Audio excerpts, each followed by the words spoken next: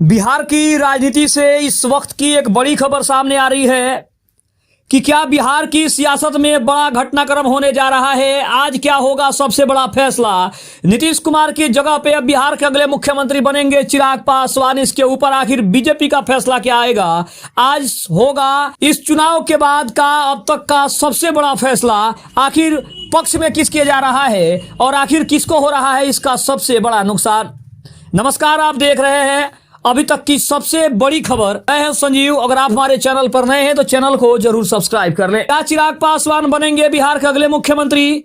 इस सवाल ने पूरे देश की राजनीति में हलचल मचा कर रखी है। बिहार विधानसभा चुनाव 2025 में राष्ट्रीय जनतांत्रिक गठबंधन की प्रचंड जीत के बाद अब सभी की निगाहें पटना के मुख्यमंत्री आवास पर टिकी है, जहां शनिवार को बड़ा मंथन हुआ है। एनडीए की ऐतिहासिक जीत के तुरंत बाद मुख्यमंत्री नीतीश कुमार के आवास पर राजनीतिक सरगर्मी तेज हो गई है।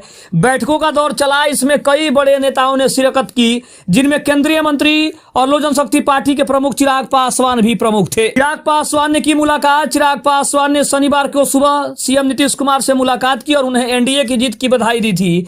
गले मिलकर दोनों ने एक दूसरे को बधाई दी। दोनों नेताओं ने गर्मजोशी से मुलाकात की थी, जिसकी तस्वीरें सोशल मीडिया पर वायरल हो रही है। एक समय एक दूसरे के धुर विरोधी माने जाने वाली नेताओं के बीच की सौहार्दपूर्ण मुलाकात कई राजनीतिक संदेश दे रही है कि क्या चिराग पासवान को मुख्यमंत्री का आशीर्वाद नीतीश कुमार की तरफ से मिल गया है। अन्य सहयोगी दलों भी वहां पहुंच रहे हैं, जिसमें हिंदुस्तान अवाम मोर्चा के नेता संतोष कुमार सुमन भी मुख्यमंत्री से मिलने पहुंचे।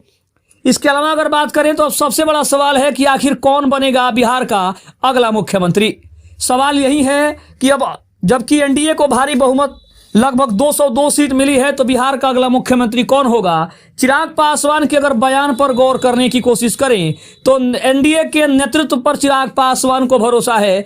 चिराग ने मीडिया से बातचीत में स्पष्ट कहा कि यह जीत एनडीए की एकजुटता और नीतीश कुमार के नेतृत्व की मजबूती का परिणाम है। चिराग पासवान ने चुनाव से पहले और कहा था कि वो नीतीश कुमार ही मुख्यमंत्री बनेंगे और उन्होंने ये भी कहा कि मैं चाहता हूं कि एक बार फिर से मुख्यमंत्री नीतीश कुमार ही बने। लेकिन जब से चिराग पासवान ने नीतीश कुमार के आवास पर उनसे मुलाकात की है, बीजेपी नेताओं का बार बार मुख्यमंत्री से मुलाकात करना ये संदेह के घेरे में ला रहा है कि क्या सचमुच में केंद्रीय मंत्री चिराग पासवान को मुख्यमंत्री की एक बड़ी कुर्सी मिलने जा रही है। क्योंकि जब से उन्होंने 29 में से 19 सीटें जीती है, उसके बाद से ही बिहार में कयासों का दौर शुरू हो गया है कि क्या अब समय आ गया है कि बिहार के अगले मुख्यमंत्री के रूप में एक ऐसे चेहरे को सामने लाया जाए जो बिहार में एक बड़ा परिवर्तन कर सके, जो आने वाले 15 से 20 सालों तक बिहार के मुख्यमंत्री की कुर्सी संभाल सके, उसे जिम्मेदारियों से निभा सके। क्या वो चेहरा चिराग का हो सकता है? ऐसी तमाम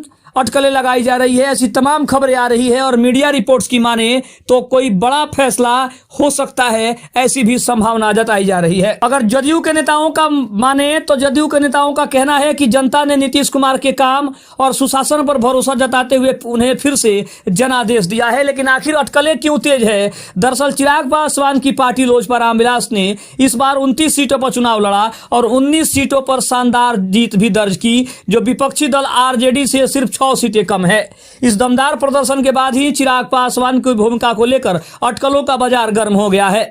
हालांकि चिराग पासवान ने खुद मुख्यमंत्री बनने के सवाल पर अभी चुप्पी साध ली है और उन्होंने नीतीश कुमार के मुख्यमंत्री बनने की बात दोहराई थी, लेकिन उनका अचानक मुख्यमंत्री आवास पर पहुंचना दोनों नेताओं के बीच की गर्मजोशी ने राजनीतिक चर्चाओं को एक नई हवा दे दी है।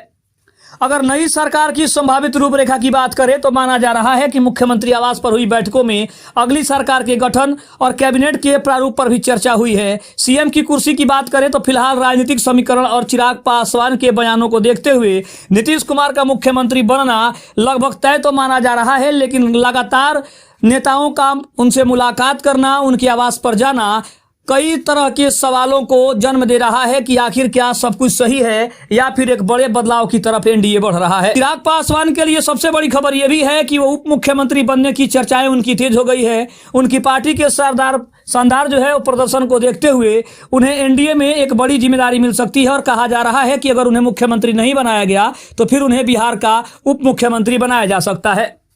वहीं मंत्रिमंडल का भी बंटवारा हो सकता है। जदयू, बीजेपी, लोजपा, रामविलास और अन्य सहयोगी दलों के बीच मंत्रिमंडल के विभागों के बंटवारे को भी अंतिम रूप दिया जा रहा है। दूसरी तरफ फिर इस बात की अभी हालांकि कोई पुख्ता सबूत नहीं है कि आज नीतीश कुमार के आवास पर चिराग पासवान को मुख्यमंत्री बनने जैसा कोई बड़ा फैसला हो रहा है। चिराग पासवान स्वयं नीतीश कुमार के नेतृत्व पर भरोसा जता रहे हैं, लेकिन राजनीतिक संभावनाओं का खेल है। चिराग पासवान ने अपनी पार्टी को बिहार की तीसरी सबसे बड़ी पार्टी बनाकर अपना कद काफी बढ़ा लिया है। अब देखना तो दिलचस्प होगा कि एनडीए के भीतर उन्हें और उनकी पार्टी को क्या नई और महत्वपूर्ण जिम्मेदारी मिलती है।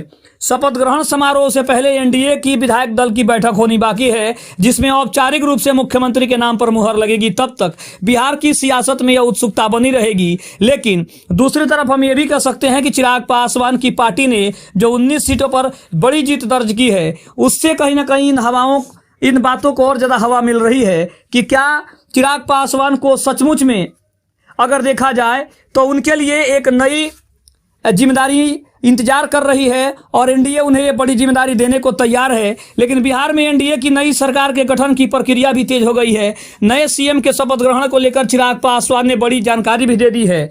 दूसरी तरफ अगर हम बात करें तो बिहार विधानसभा का मौजूदा कार्यकाल 22 नवंबर को खत्म हो रहा है। साथ ही नई सरकार के गठन की हलचल तेज हो रही है। इस बार के चुनाव में भारतीय जनता पार्टी और जदयू सबसे बड़ी पार्टियों के रूप में उभरी है। अब चर्चा है कि क्या नीतीश कुमार 10वीं बार मुख्यमंत्री पद की शपथ लेंगे या फिर एनडीए किसी ऐसे चेहरे की तलाश कर रहा हो जो बिहार में आने वाले अगले 15 से 20 सालों तक बिहार में मुख्यमंत्री की कुर्सी संभाल सके।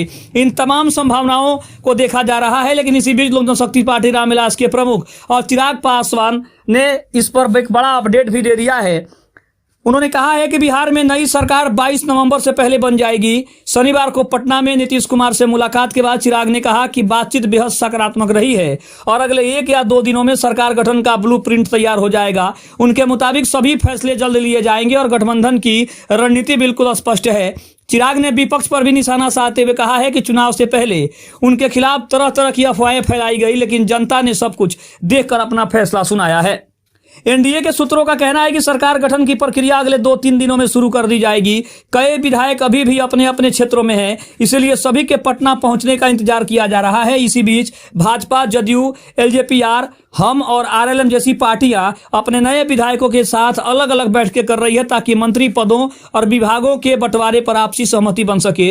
वहीं एनडीए के भीतर यह भी साफ हो चुका है कि मुख्यमंत्री की पद की रेस में नीतीश कुमार अभी सबसे आगे चल रहे हैं और उनके अनुभव को देखते हुए उन्हें ही नेतृत्व मिल सकता है, ऐसी संभावनाएं जताई जा रही है।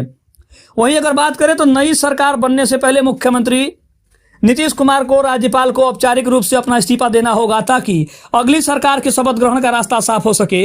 नीतीश कुमार जल्द ही राज्यपाल आरिफ खान मोहम्मद खान से मुलाकात करके इस्तीफा सौंपेंगे और शपथ की तारीख पर चर्चा करेंगे। लेकिन इस बार के चुनाव में भाजपा ने 89 सीटें जीतकर सबसे बड़ी पार्टी के रूप में अपनी जगह बनाई है। वहीं जदयू ने भी 85 सीटें लेकर मजबूत वापसी की है। अगर बात करें चिराग पासवान की पार्टी की तो लोजपा रामविलास को 19 सीटें मिली है और अन्य छोटे दलों ने भी एनडीए की ताकत बढ़ाने में अहम योगदान दिया है। कुल मिलाकर बिहार में सत्ता गठन की प्रक्रिया अंतिम चरण में है और अगले कुछ दिनों में नई सरकार का चेहरा सबके सामने होगा। लेकिन सवाल फिर से घूम के वहीं आ रहा है कि आखिर बिहार में अगला मुख्यमंत्री कौन होगा? क्या नीतीश कुमार के ऊपर ही एक बार फिर से भरोसा एनडीए जताएगा या फिर वो चिराग पासवान या फिर किसी अन्य तीसरे चेहरे की तलाश करेगा? खबर कैसी लगी कमेंट में जरूर बताइएगा। तब तक के लिए धन्यवाद। जय हिंद, जय भारत।